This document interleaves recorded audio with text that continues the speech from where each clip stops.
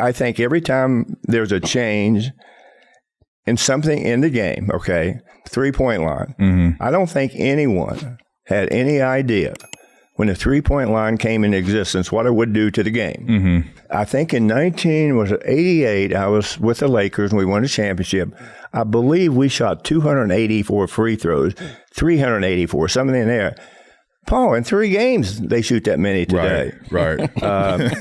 It makes it, I think, a more difficult game to coach. It emphasizes a different kind of player. I think crowds have to get used to it. There's some nights I go, and Paul, it's hard for me to watch in this sense. I'd rather see somebody make a beautiful pass, go in and lay it up instead of 4-on-1. Some guy runs behind the 3-point line and shoots a 3. The game is taught that way today. I don't like it. I don't think it makes for pretty basketball. And I think unless you have a great team late in the game, you're going to lose games. Yeah. You're taking points off the board. Yeah. But I think as long as the fans who are really involved in the game now, social media has driven this. Shows like this, it has driven it to a different heights we've seen before. But I think the other night I was watching the NBA Finals. The finals are being showed in 284 different countries or something like that. Game has grown. Global game. Think about that. That's soccer, which is a gigantic sport. In basketball, in terms of playing all over the world, they're very close together now. Yeah. There's an appeal to it. And again, if you get somebody that really has some pizzazz to his game, running, dunking, all the little exciting things that even kids that are, when I say kids, young men who are 6 feet, 6'2", dunking like crazy now, that brings a special allure to these young kids, okay? And why do people become basketball fans in this country?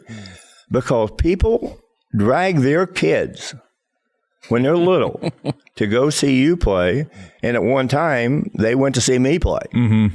And even today, I have people to come up to me. And as you guys get a little bit older, you're going to see people come up to you. And that's what they're going to be talking about. My son saw me play, and pretty soon there was a picture with him standing in the background this big, and all of a sudden, he's got his kids at the game. So this game has its own allure to it. We got the giants of the game, guys that look like football players playing like they're 6'3". Yeah. It's a remarkable sport. Yeah. And it's going to get bigger. It's going to grow more and more.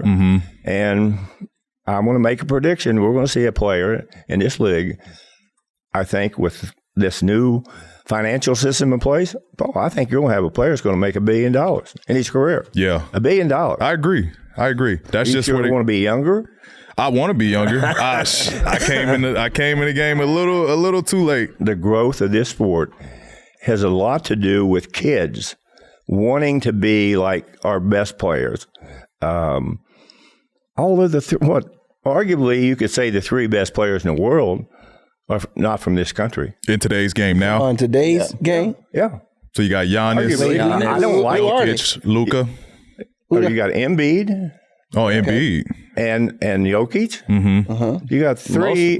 The guy in the Bucks, I've never seen a player like him in my life. You look at him, you said, oh my gosh, if this guy could shoot a little bit more consistently, particularly free throws, I love him as a player because he's a great guy and he just plays the game. There's no, nothing else going on. He plays the game. But I think you learn so much in this. When I was traveling in Europe and watching a lot of kids play, I've never seen so many big people in my life. In Serbia, all those countries surrounding Russia. I mean, every man is, in Serbia, I think at one time, the average height of a man was about 6'5" over there.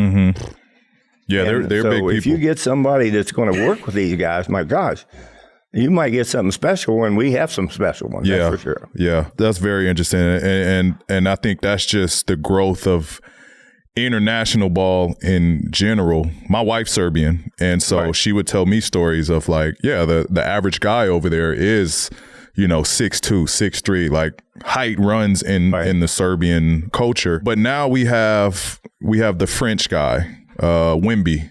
Yeah. Do you think that's the next wave or the next phase of players we're going to start to see, you know, the 6'10", 6'11", that super skill? Like for Wemby's case, he's 7'6". Like, do you think the height of the NBA is going to start to go up? Because I think, you know, there was an era where in the 70s, the 80s, the centers were like, you know, 6'10", 6'11". Right. You could tell me more than what I know, but 7 foots weren't really that popular back in those days, right? Yeah, there's not that many 7-footers in this country, in the United States. Yeah, China has a ton of them. Yeah. At one time when Yao Ming was playing, they had over 100 kids that were 7 feet tall playing center, and obviously most of them weren't good enough. But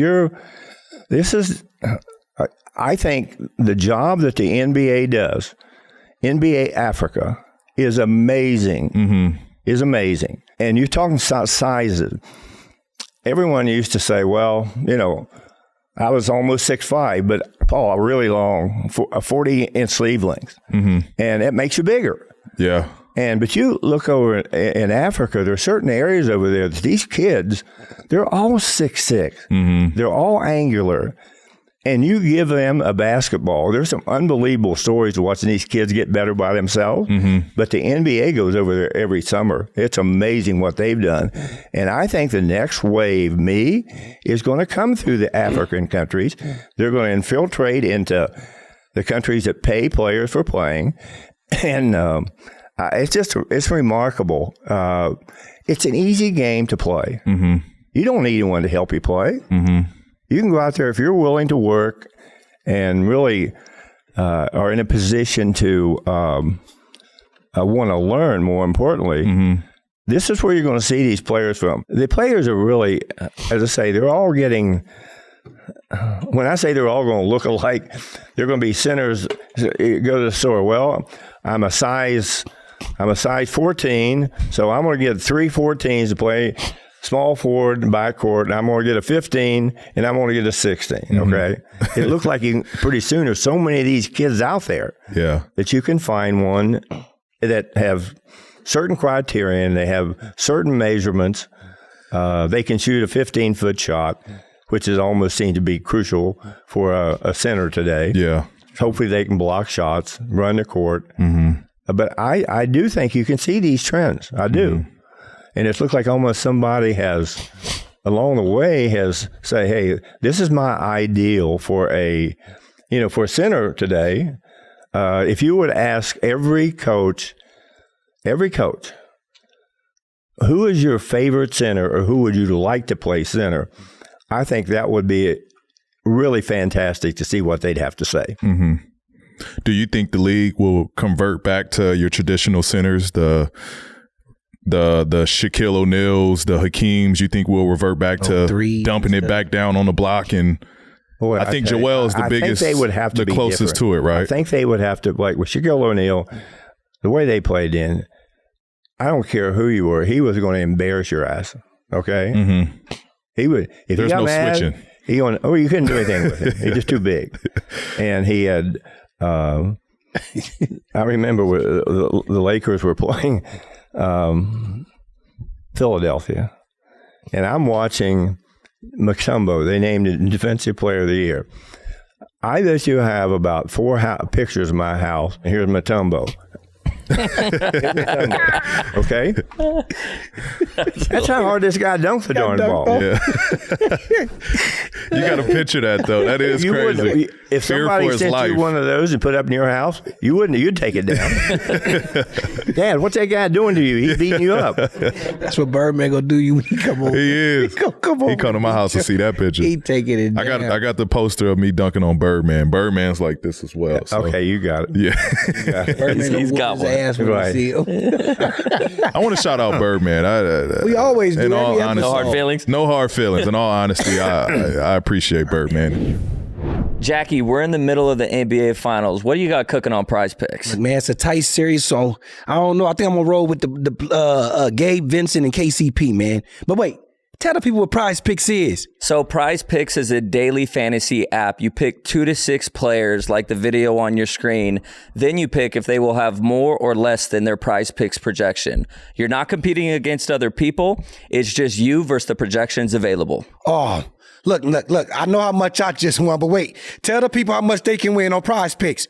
So you can win up to 25 times your money on any entry. And on top of that, all first-time users that deposit using our promo code PODCASTP will receive a 100% instant deposit match up to $100. That means if you deposit $20, Prize Picks will give you $20. If you deposit $100, Prize Picks will give you $100. And all I got to say, like I always do, cha-ching!